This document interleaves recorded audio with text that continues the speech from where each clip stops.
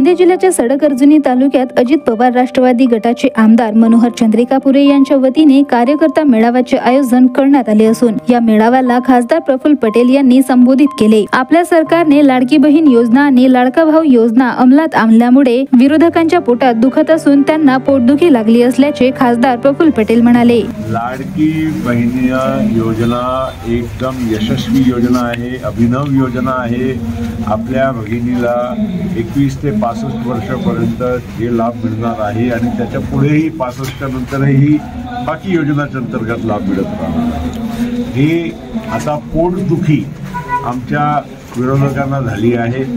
अशी योजना, इतकी चांगली योजना शेतकऱ्यांच्यासाठी सुद्धा वीज बिल माफ, फ्री वीज, 7.5 हॉर्स पॉवर पर्यंत दिवसात वीज, अनेक बाकीच्या आता तरुणांना जे मानधन स्टायपंड म्हणून मिळणार आहे 6,000, 8,000, 10,000 ज्या श्रेणीचा तरुण असेल, तर हे सगळं स्वाभाविक आहे की हे आता त्यांना असं वाटते की आता पायाखालीची जमीन खचकून राहिली आहे, त्यामुळे असा आरोप करतात।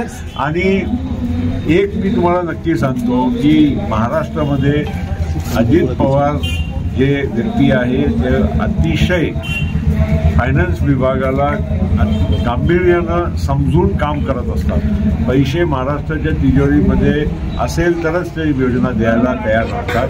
ही अजितदादाची ख्याती आहे, पण त्यांनी ही योजना देऊन सुद्धा बजेटमध्ये तरतूद करून ते तोटा नाही असंही त्यांनी व्यवस्था केली आहे, त्यामुळे विरोधकांच्या तोंड बंद झाले। तर या मेळाव्याला संबोधित करताना आमदार मनोहर चंद्रिकापुरे यांनी गेल्या 5 वर्षात केलेला 1,600 कोटी रुपयांच्या विकास कामाची आठवण कार्यकर्त्यांना करून देत आपली विकास कामे गावागावापर्यंत पोहोचविण्याच्या सूचना दिलेल्या आहेत। तर या मेळाव्यात सडक-अर्जुनी तालुक्यातील हजारो महिला पुरुष कार्यकर्त्यांनी हजेरी लावली असून आगामी विधानसभा निवडणुकीत देखील आपणच या मतदारसंघाचे प्रतिनिधित्व करावे अशी विनंती कार्यकर्त्यांनी आमदार चंद्रिकापुरे यांना केली आहे। शेतकऱ्यांच्या संदर्भामध्ये कल्पात्री डॅम असेल, उमरधरी डॅम असेल, इटाळी धरण असेल, शासनाचे लिफ्ट इरिगेशन असेल, हे सर्व मोठे प्रकल्प आणि मध्यम प्रकल्प जे शेतकऱ्यांच्या हिताचे आहेत, सिंचनासाठी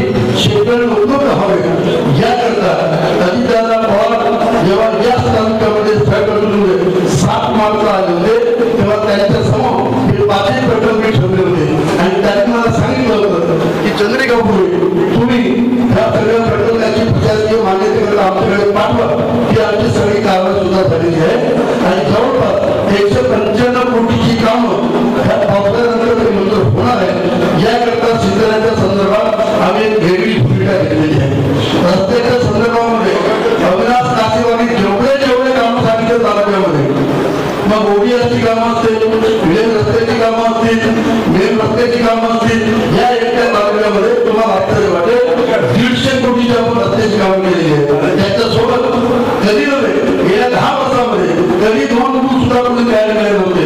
मी मला तर नाव घेत नाही, पण आपण या एकट्या तालुक्यामध्ये 16 ते 17 पुलाचं बांधकाम केलेलं आहे आणि मागे जेव्हा जिल्ह्याचे पालकमंत्री आले होते त्यांच्या मार्फत आपण लोकांपर्यंत सोहळ्याचं सुद्धा आयोजन केलेलं होतं आणि त्या दृष्टिकोनातून रस्त्याची कामं असतील, सिंचनाची कामं असतील, स्थानिक निधीतून सुद्धा या तालुक्याला भरभरून मदत केलेली आहे।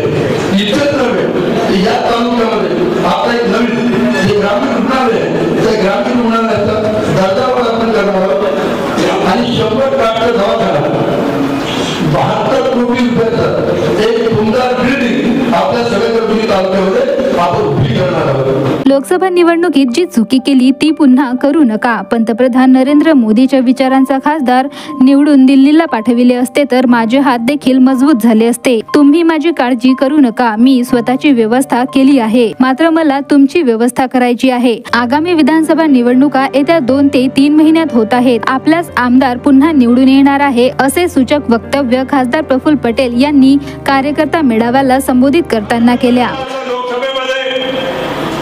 पंतप्रधान कोण झाले? हो झाले ना, मग काय आपल्याला मिळवलं आपण? ते झाले आणि त्यांच्या विचाराच्या माणूस इथून गेला असतं तर प्रफुल्ल पटेलांचा हात बळकट झाला असता की नाही?